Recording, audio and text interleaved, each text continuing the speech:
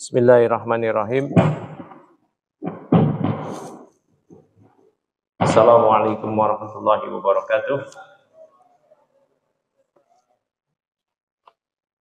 Innal hamdalillah nahmaduhu wa nasta'inuhu wa nastaghfiruh wa na'udzu billahi min syururi anfusina wa min sayyiati a'malina. May yahdihillahu fala mudilla lahu wa may yudlil fala hadiya lahu. Wa asyhadu an la ilaha illallah wahdahu la syarika lah wa asyhadu anna Muhammadan abduhu wa rasuluh. Allahumma salli wa sallim wa barik ala nabiyyina wa sayyidina Muhammadin wa ala alihi wa sahbihi ajma'in, amma ba'd. Baik, teman-teman semuanya, alhamdulillah di sore kali ini kita masih bisa melanjutkan kajian kita dari kitab At-Tadhib, syarah dari matan Ghayah wa Taqrib, masih di pembahasan berilmu sebelum bercerai. Nah, bukan maksudnya kita mau cerai, tapi justru untuk menghindari demikian. Dan kalau memang terjadi perceraian di sekitar kita, kita tahu apa bimbingan dalam Islam mengenai hal ini. Nah, sekarang pembahasan kita ialah masalah jumlah talak. Jumlah kalimat cerai yang dimiliki oleh seseorang pria, karena hak cerai ada pada pria, ada pada suami. Faslun wa yamliku al-hurru salasa tatliqatin wal abdu tatliqataini. Nah, kalau pria merdeka sebagai suami, dia memiliki 3 cerai. Yang bisa rujuk talak 1 dan talak 2. Adapun talak 3 tidak bisa cerai. Wal abdu tatliqataini. Sedangkan pria yang budak, yang dia beristri, kalau dia hanya memiliki 2 talak saja. 2 talak saja. Baik, barakallahu fikum. Nah, dijelaskan oleh Syekh Mustafa Dib Al-Bukha bahwa pria merdeka memiliki 2 cerai liqaulihi ta'ala at-talaqu marratan. Berdasarkan firman Allah Subhanahu wa taala, talak yang dapat dirujuk itu 2 kali saja. Fa imsakum bima'rufin aw tasrihum bi ihsan. Kemudian setelah itu boleh rujuk dengan cara yang baik atau ditasrih, dilepas, dicerai dengan cara yang baik. Ini kemudian ayat berikutnya, wa in talaqaha fala tahilu lahu min ba'du hatta tankiha zawjan ghairah. Nah, jika dia sudah mentalaknya 2 kali kemudian dia talak lagi, maka tidak halal bagi si suami setelah dia mentalak yang kedua. Kalau dia talak lagi menjadi 3, dia nggak boleh rujuk kepada istrinya tadi atau mantan istrinya. Hatta tankiha zawjan ghairah, hingga si istrinya menikah dengan pria lain dan kemudian bercerai dengan pria lain tersebut, baru boleh si suami atau mantan untuk rujuk lagi dengan mantan istrinya. Kemudian Rawa Abu Dawud an Ibnu Abbasin. Abu Daud meriwayatkan dari Ibnu Abbas mengenai firman Allah Subhanahu wa taala, wal mutallaqatu yatarabbasna bi anfusihinna salasata qurun. Dan para istri yang dicerai wajib menahan diri mereka, yaitu tidak boleh menikah lagi hingga 3 kali masa suci.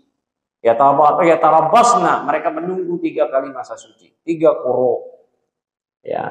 Wala yahilu lahunna ayyaktumna ma khalaqallahu fi arhamihinna. Jazakallahu khairan. Dan tidak halal bagi mereka, bagi para istri yang telah ditalak, untuk menyembunyikan apa yang Allah ciptakan dalam rahim mereka kalau ada janin. Kalau ada janin.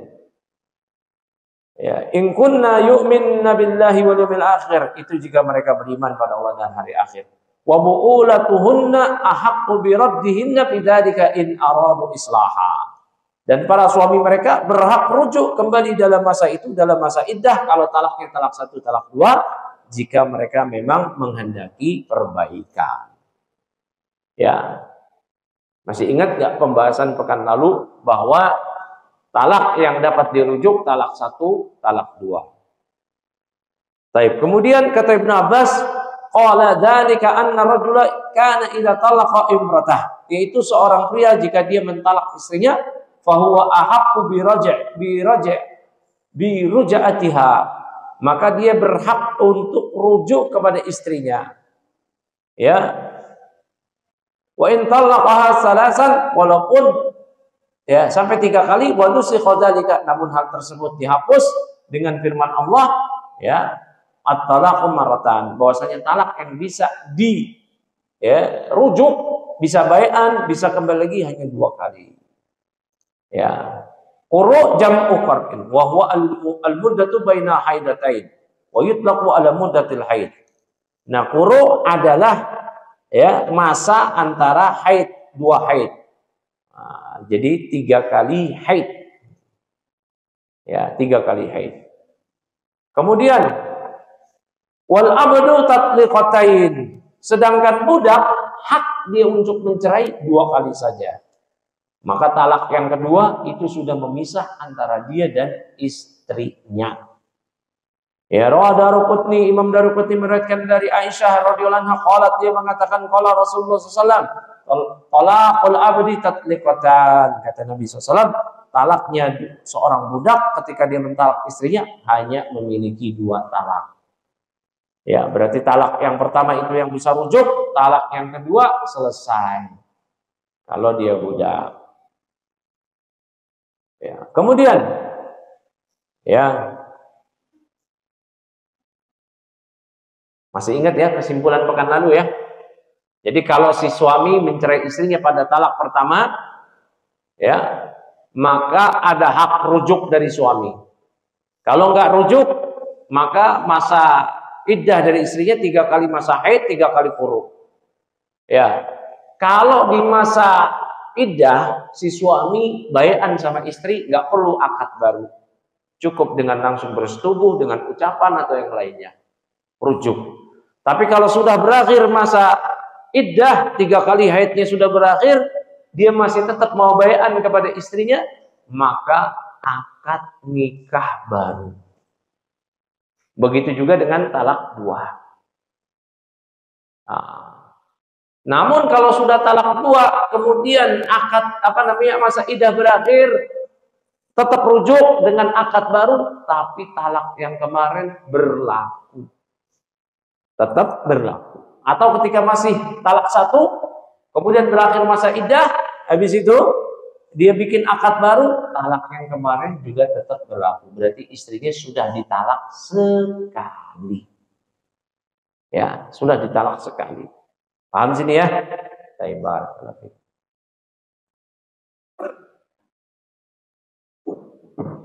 Nah, kalau talak yang 3, ya, kalau talak 3 berarti apa?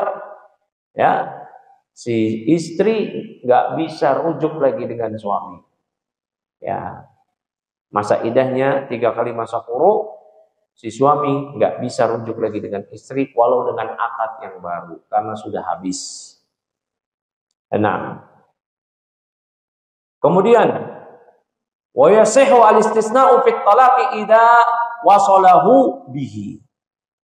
Nah, kemudian boleh bagi sang suami memberikan istisna, memberikan pengecualian dalam cerai, dalam talak. Ya. Idza wasalahu bihi, jika pengucapan talak itu diucapkan dengan langsung. Ya. Baik. Nah, kemudian dijelaskan oleh Syekh Mustafa Dib Al-Bugha, ka'ayyaqula li zaujatihi, semisal seorang suami mengatakan pada istrinya, anti talikun salasan illa snataini. Ya, engkau aku ceraikan 3 kali namun dikurang 2. Berarti berapa? Talak 1. Iseng banget nih suaminya begini. Nah, kamu saya talak 3 tapi kurang 2. Berarti talak 1. Boleh. Kalau talak 3 langsung boleh enggak? 4 mazhab mengatakan iya sah. Kalau seorang suami berkata pada istrinya, kamu saya talak, kamu talak 3 langsung. Talak 3 langsung si suami berkata kepada istri, maka jatuh talak 3 menurut 4 mazhab.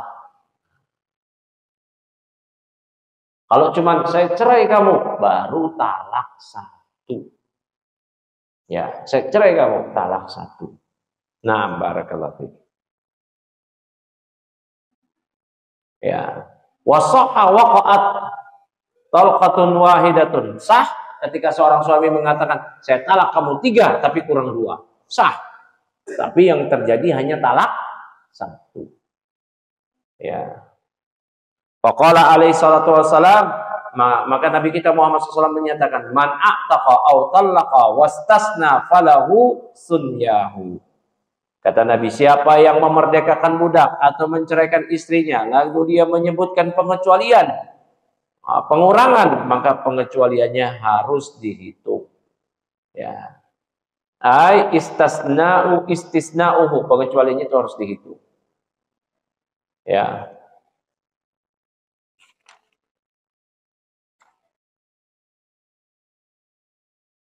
Kemudian wa yasihu ta'liquhu bisifati wasyarti.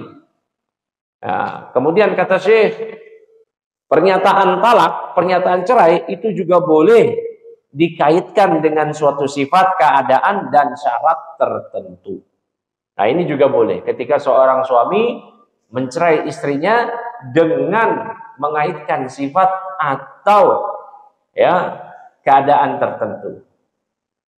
Nah, dijelaskan oleh Syekh Mustafa Adib Al-Buqa, misalu ta'liqihi bisifah, misalkan kalimat cerai namun dikaitkan dengan sifat, ayyaqula laha, seorang suami berkata kepada istrinya, anti talik fi syahri kada, kamu saya cerai pada bulan ini, pada bulan itu. Nah, misalkan si suami mengatakan kepada istrinya begini, kamu ya, saya cerai nanti di bulan Januari.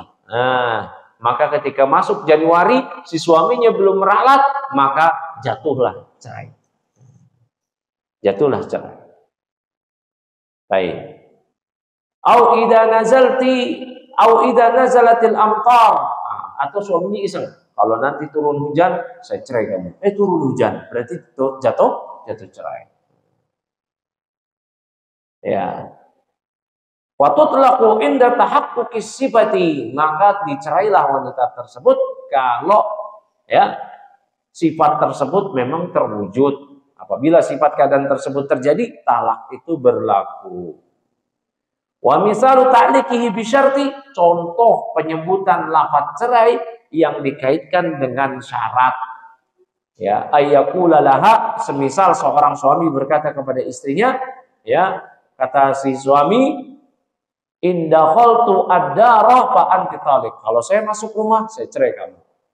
Fatutlaqu bidukhuliha, maka si istri pun tercerai ketika si suami masuk rumah. Atau si suami ngomong begini, kalau kamu berani keluar rumah, berarti kamu saya cerai. Si istri berani betul keluar rumah, maka terjadilah cerai. Paham sini? Nah, hati-hati nih ya. Buat perempuan juga nanti, mbak-mbak, ya putri-putri ini. Memang sekarang belum menikah kebanyakan. Tapi nanti kalau menikah, sudah menikah, suaminya mengancam, coba aja kamu kalau berani lakukan itu.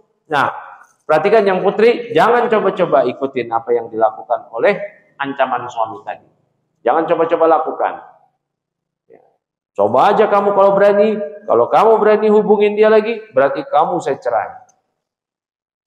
Nah, maka si istri nggak boleh melakukan hal tersebut. Maka kalau dia melakukan apa yang dilarang oleh suami, misalkan menghubungi mantan pacarnya, ya kata si suami, kalau kamu berani hubungin mantan pacar kamu lagi lewat WhatsApp, lewat DM, lewat inbox, SMS, telepon, atau lewat perantara, saya cerai kamu. Si suaminya nggak tahu, suaminya lagi ke pabrik, lagi ke kantor, si istrinya hubungin, berarti jatuh cerai, jatuh talak. Ya, hati-hati, hati-hati.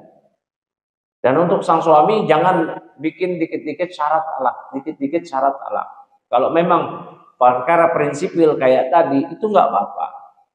Sang suami juga harus punya rasa cemburu yang besar kalau si istri berhubungan dengan pria lain, apalagi yang mantan pacarnya. Ya, jangan sembarangan. Tapi kalau bukan dari itu, hanya karena si istri ya, dia suka pulang ke rumah orang tuanya atau apalah yang ringan-ringan, mungkin itu sebuah kesalahan di mata suami, jangan bikin syarat-syarat kayak gitu. Ya, baik.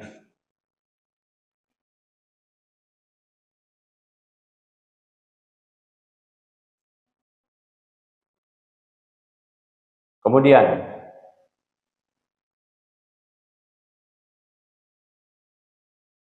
nah ini semua berdasarkan sabda Nabi SAW, al-muslimuna inda wa fi riwayatin ala syurutihim. Seorang muslim itu bergantung pada syarat-syarat yang mereka buat.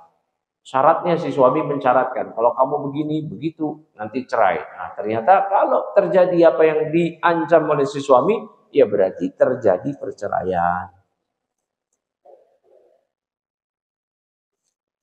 Kemudian, ya, wala yaqa'ut talaqu qabla nikah. Perceraian tidak dapat terjadi sebelum pernikahan. Nah, ini aneh nih. Saya cerai kamu. Mencerain siapa? Pacar saya. Ya. Pacar dicerai. Siapa yang mau dicerai? Tunangan saya. Wah. Apa yang mau dicerai? Orang belum nikah. Ya. Ya. Sebelum saya bahas di sini karena tadi menyinggung pacar-pacar, ya tidak ada pacaran dalam Islam. Bagi teman-teman yang jomblo, kalau mau menikah, menikah aja langsung. Pakai proses yang sesuai prosedur syariat. Ya, prosedur syariat. Ta'aruf, ya. Kemudian saling tukar CV, melihat. Kalau sudah pernah melihat, ya udah langsung lamar. Ya, lamar. Kemudian nikah, akad nikah dan adain walimah. Ya, yang sederhana. Usah pacaran-pacaran, ngapain?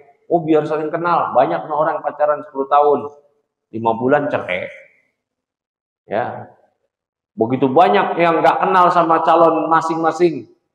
Kenalnya pas malam pertama, aja. Bertahan puluhan tahun sampai maut memisahkan. Ya, jadi pacaran sama sekali tidak ada jaminan untuk bisa mengenal satu sama lain, bahkan isinya maksiat. Isinya maksiat. Dan kebanyakan pacaran yang terjadi, saya tidak mengatakan semua, itu berujung kepada perzinahan. Wala taqrabu zina. Jangan kalian dekati zina. Berujung kepada perzinahan. Maka yang punya pacar segera diputusin pacarnya. Ya. Ya, mesti berani sama Allah, sama syariat. Nah, segera putuskan pacarnya. Ya. Nah, yang perempuan nih, yang putri nih, ya. Kalau punya pacar cowok, bilang pacarnya, kita putus. Loh, oh gitu? Iya, kamu kalau mau nikahi saya, segera. Kalau enggak, kamu akan disalib, ditikung oleh yang lain. Kita kan sudah berhubungan. Hubungan apa? Enggak ada. Kita kan sudah ikat janji. Janji apa? Enggak ada. Janji yang mengikat antara seorang pria dengan wanita adalah akad nikah. Itu baru. Tunangan gimana tunangan? Sama, tunangan itu juga maksiat. Hah? Nggak ada tunangan dalam Islam. Tunangan dalam Islam itu nggak ada. Ya. Maka jangan salah paham. Tunangan itu bukan tradisi kaum muslimin, tradisi kufar. Ya. Barakallahu fikum.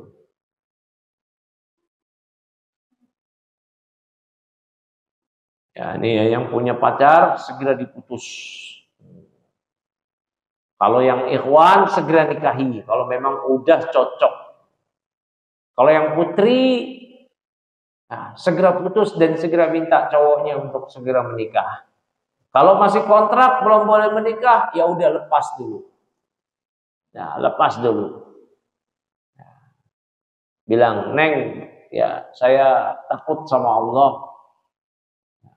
Kita udahannya." Ya, kenapa udahan? Ya daripada maksiat. Nah, daripada maksiat. Ya, barakallahu fikum.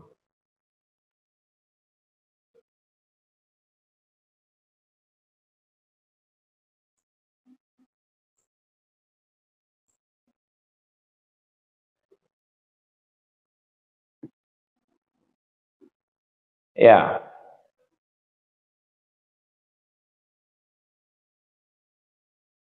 Kemudian dijelaskan tidak terjadi pernikahan, tidak terjadi perceraian kalau belum menikah. Kata Syekh Mustafa Dib Al-Bughar wa ashabu sunani ma ada an-Nasa'i an Abdullah bin Amr qala Rasulullah sallallahu alaihi wasallam la nadra li bani Adam fi ma la yamliku wa la idkhalahu fi ma la yamliku wa la talaqalahu fi ma la yamliku.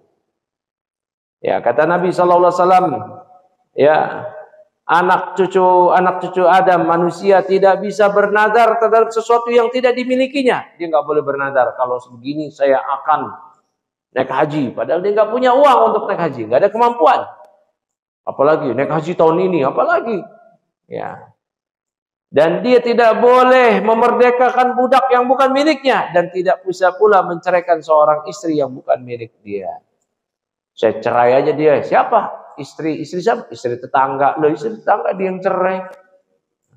Aneh ini. Ya. Ai fi ma la sultana lahu alaihi, itu yang bukan berada dalam kewenangan dia. Wala sultana lahu 'alal mar'ati qabla ziwajiha. Ya, demikian pula seorang tidak berkuasa terhadap seorang wanita yang belum dia nikahi. Ya. Berarti kalau wanita belum dinikahi tidak ada hak sedikit pun dari pria walaupun sudah tunangan. Berarti kalau sudah tunangan si perempuan boleh nikah sama perempuan lain, sama cowok lain enggak? Boleh. Ya, boleh. Tunangan doang. Tapi barakallahu fikum. Tunangan itu bukan dalam Islam, bahkan bagian dari Islamnya. Kalau mau nikah langsung nikah aja. Itu tunangan itu maksudnya apa sih? Ceritanya booking gitu. Nah, booking gitu. Nah, waktu pernikahan itu masih menunggu. Orang menamakan itu tunangan. Penamaan pertunangan dengan lamaran itu berbeda. Berbeda nama dan berbeda hakikat. Lamaran khitbah cukup mengatakan lamaran kepada wali si wanita. Ini yang pertama. Nanti si wali wanita meminta persetujuan kepada si perempuannya. Kamu mau nggak ada yang ngelamar kamu tuh? Si fulan. Nggak mau, ya udah kasih tahu. Nggak mau anaknya sama kamu. Mau berarti dilamar tanpa ada kehadiran si wanita sedikit pun juga nggak apa-apa. Tapi kalau pertunangan yang kita kenal ialah apa? Tukar cincin. Ya, dua-duaan, ada pestanya, ditampilkan. Nah itu, hakikatnya berbeda, namanya berbeda. Nah, kalau seorang sebenarnya melamar dengan lamaran yang islami, dengan proses yang kayak tadi, tapi dia menamakannya dengan pertunangan, ini salah juga. Ini salah juga. Keliru. Ya. Kalau wanita yang sudah dilamar, makhtubah, dan dia maupun walinya menerima lamaran tersebut, maka tidak boleh bagi pria siapapun yang meminang wanita tadi. Kenapa? Karena sudah dilamar duluan. Tapi kalau baru tunangan, bertunangan belum tentu melamar. Ya. Boleh bagi siapapun, pria manapun untuk menyalip cowok tadi. Untuk menikahi wanita tersebut. Bisa dipahami nggak sini ya? Nah, makanya ketika pertunangan itu lafadznya apa? Lafadz lamaran bukan. Kalau lafadz lamaran hakikatnya lamaran. Berarti pria manapun nggak boleh meminang si perempuan tadi. Ya. Baik, barakallahu fikum. Jadi nikah itu mudah, nggak perlu ada pertunangan, nggak perlu ada prewedding. Kalau mau menikah menjelang menikah ya udah menikah aja. Nggak perlu ada preweddingan. Memang prewedding itu syariat siapa? Bukan syariat Islam. Prewedding itu, foto prewedding itu maksiat semua. Pertama, dia kan belum akad nikah ya. Belum akad. Habis itu foto mesra-mesraan. Bahkan jalan ke luar negeri. Kalau jalan ke luar negeri berdua sama calon istrinya, ya belum akad ya udah. Ngapain coba? Hah? Apalagi sudah ada keyakinan. Ntar kan kita nikah ini, udah. Setan itu masuk semua. Ya. Nyolong star. Baik. Yang kedua, menghambur-hamburkan harta. Bahkan ada biaya prewedding itu lebih mahal daripada biaya pernikahannya. Bener gak? Iya. Itu udah maksiat. Ngambur-ngamburin harta. Iya dan billah. Ya, barakallahu fikum.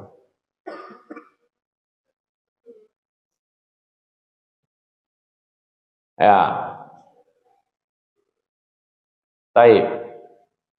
Kemudian ya, kata Syekh lagi. Wa inda Ibnu Majah, sedangkan dalam riwayat Ibnu Majah disebutkan ya. Anil disebutkan anil Miswar Ibn Makhramah. Ani Nabi sallallahu alaihi wasallam qaal la talaqa qabla nikah, tidak ada perceraian sebelum adanya pernikahan. Wa rawa al-Hakim hadzal lafdha min hadis Ibnu Amr wa Jabirin. Dan Imam Hakim juga meriwayatkan hadis ini dengan lafaz seperti ini dari hadis Amr ya Ibn al-As ya, dari hadis Abdullah bin Amr bin al-As dan hadis Jabir bin Abdullah. Ya. Kemudian di pembahasan terakhir mengenai ya talak ya. Oh, masih ada lagi ya, pembahasan talak masih panjang lagi. Wa arba'un la yaqulu talaquhum as-sabi wal majnun wan naim wal mukrah. Ada 4 orang yang talaknya tidak dapat diberlakukan, yaitu anak kecil, kalau pengantinnya anak kecil, cowoknya. Ya, masih kecil dia belum balik. Dia bilang ke istrinya yang masih kecil juga, "Saya talak kamu." Nah, enggak. Yang kedua majnun.